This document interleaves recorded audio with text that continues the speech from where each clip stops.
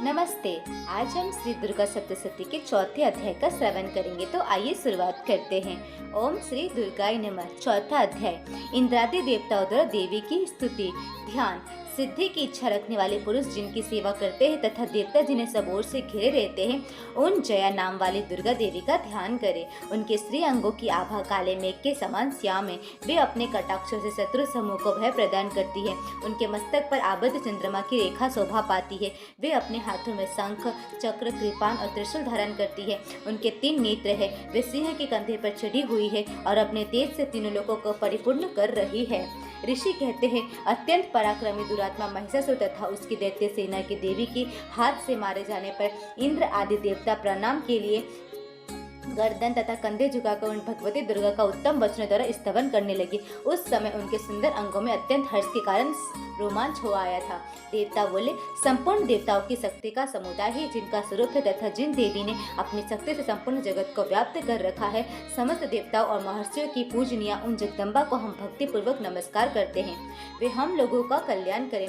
जिनके अनुपम प्रभाव और बल का वर्णन करने में भगवान शेषनाग, ब्रह्मा जी तथा महादेव जी भी समर्थ नहीं है।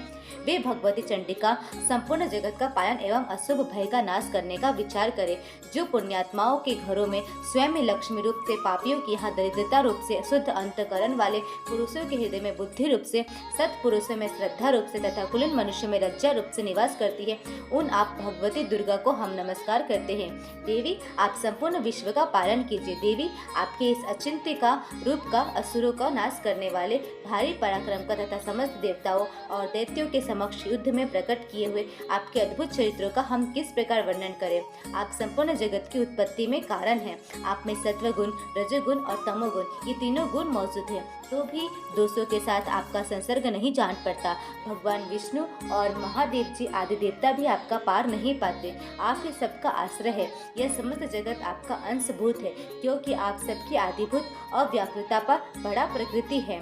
देवी, संपूर्ण यज्ञों में जिसके उच्चारण से सब देवता तृप्ति लाभ करते हैं, वह स्वहा आप ही है। इसके अतिरिक्त आप पितरों की भी तृप्ति का कारण है। अतएव सब लोग आपको स्वधा भी कहते हैं। देवी, जो मोक्ष की प्राप्ति का साधन है, अचिंत्य महाव्रत स्वरूपा है, समस्त दोषों से रहित जितेंद्रिय तत्व को ही सार वस्तु मानने वाले तथा मोक्ष की अभिलाषा रखने वाले मुनिजन जिसका अभ्यास करते हैं, वह भगवती परा विद्या आप ही है। आप शब्द स्वरूपा है। अत्यंत निर्मल ऋग्वेद, यजुर्वेद तथा उद्गीत के मनोहर पदों के पाठ से युक्त सामवेद का भी आधार आप ही है। आप देवी त्रय, तीनों वेद और भगवती 6 ऐश्वर्यों से युक्त हैं। इस विश्व की उत्पत्ति एवं पालन के लिए आप ही वार्ता, खेती एवं आजीविका के रूप में प्रकट हुई है।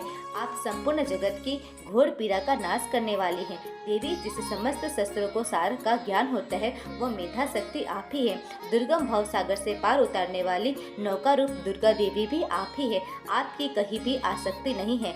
कैटभ के शत्रु भगवान विष्णु के वक्ष स्थल में एकमात्र निवास करने वाली भगवती लक्ष्मी तथा भगवान चंद्रशेखर द्वारा सम्मानित गौरी देवी भी आप ही है। आपका मुख मंद मुस्कान से सुशोभित निर्मल पूर्ण चंद्रमा के बिंब का अनुकरण करने वाला और उत्तम सुवर्ण की मनोहर कांति से कमनीय है। तो भी उससे देखकर महिषासुर को क्रोध हुआ और सहसा उसने उन पर प्रहार कर दिया। यह बड़े आश्चर्य की बात है। देवी, वही मुख जब क्रोध से युक्त होने पर उदय काल के चंद्रमा की भांति लाल और तनी हुई भौएं के कारण विकराल हो उठा, तब उसे देखकर जो महिषासुर के प्राण तुरंत नहीं निकल गए, यह उससे भी बढ़कर आश्चर्य की बात है, क्योंकि क्रोध में भरे हुए यमराज को देखकर भला कौन जीवित रह सकता है। देवी, आप प्रसन्न हो। परमात्मा स्वरूपा आपके प्रसन्न होने पर जगत का अभ्युदय होता है और क्रोध में भर जाने पर आप तत्काल कितने कुलों का सर्वनाश कर डालती है।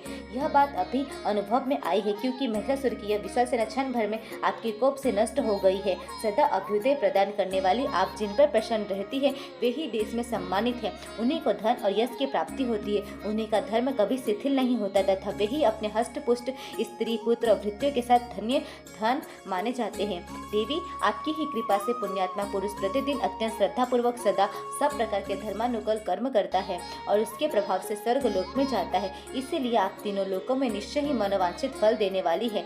माँ दुर्गे, आप स्मरण करने पर सब प्राणियों का भय हर लेती है और स्वस्थ पुरुषों द्वारा चिंतन करने पर उन्हें परम कल्याणमयी बुद्धि प्रदान करती है।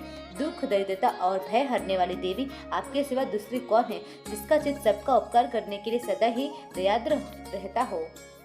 देवी, इन राक्षसों के मारने से संसार को सुख मिले तथा ये राक्षस चिरकाल तक नरक में ही रहने के लिए ही भले ही पाप करते रहे हो, इस समय संग्राम में मृत्यु को प्राप्त होकर स्वर्ग लोक में जाए। निश्चय ही यही सोचकर वह आप शत्रुओं का वध करती है। आप शत्रुओं पर शस्त्रों का प्रहार क्यों करती है?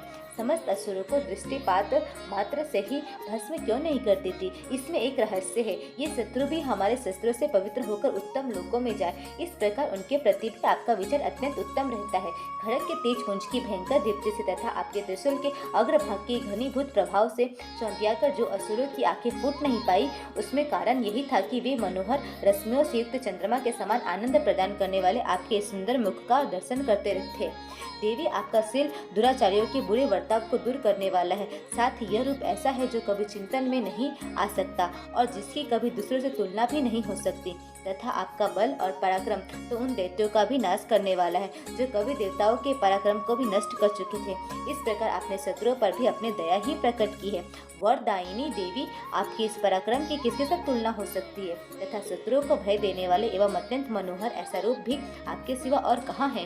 हृदय में कृपा और युद्ध में निष्ठुरता, ये दोनों बातें तीनों लोगों के भीतर केवल आप में ही देखी गई है। मातः आपने शत्रुओं को नाश करके इस समस्त त्रिलोक की रक्षा की है। उन शत्रुओं को भी युद्ध भूमि में मारकर स्वर्ग लोक में पहुंचा है तथा उन्मत्त दैत्यों से प्राप्त होने वाले हम लोगों को भय को भी दूर कर दिया। आपको हमारा नमस्कार है। देवी, आप सूल से हमारी रक्षा करें। अंबिके, आप खड़ग से भी हमारी रक्षा करें तथा घंटा की ध्वनि और धनुष की टंकार से भी हम लोगों की रक्षा करें। चंडिके, पूर्व, पश्चिम और दक्षिण दिशा में आप हमारी रक्षा करें तथा ईश्वरी, आपने त्रिशूल को घुमाकर आप उत्तर दिशा में भी हमारी रक्षा करें। तीनों लोकों में आपके जो परम सुंदर एवं अत्यंत भयंकर रूप विचरते रहते हैं, उनके द्वारा भी आप हमारी तथा इस भूलोक की रक्षा करें।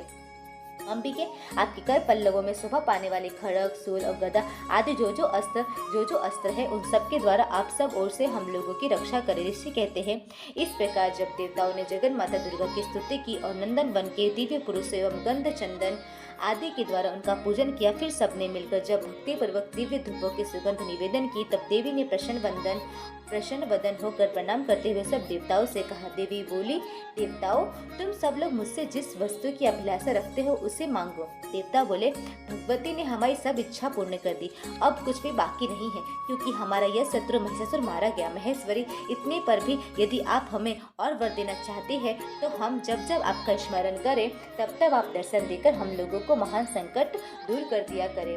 तथा प्रसन्न मुखी अंबिके, जो मनुष्य इन स्रोतों द्वारा आपकी स्तुति करे उसे वित्त, समृद्धि और वैभव देने के साथ ही उसकी धन और स्त्री आदि संपत्ति को भी बढ़ाने के लिए आप सदा हम पर प्रसन्न रहे। ऋषि बोले, राजन, देवताओं ने जब अपनी तथा जगत के कल्याण के लिए भद्रकाली देवी को इस प्रकार प्रसन्न किया तथा वे तथास्तु कहकर वही अंतर्धान हो गई। भूपाल, इस प्रकार पूर्व काल में तीनों लोगों का हित चाहने वाली देवी जिस प्रकार देवताओं के शरीर से प्रकट हुई थी, वह सब कथा मैंने कह सुनाई। अब पुनः देवताओं का उपकार करने वाली वे देवी दुष्ट दैत्यों तथा शुंभ निशुंभ का वध करने एवं सब लोगों की रक्षा करने के लिए गौरी देवी के शरीर से जिस प्रकार प्रकट हुई थी, वह सब प्रसंग मेरे मुँह से सुनो, मैं उसका तुमसे यथावत वर्णन करता हूँ। इस प्रकार श्री मार्कंडेय पुराण में सावर्णिक मनवंतर की कथा के अंतर्गत देवी महात्म्य में सक्रादिस्तुति नामक चौथा अध्याय पूरा हुआ।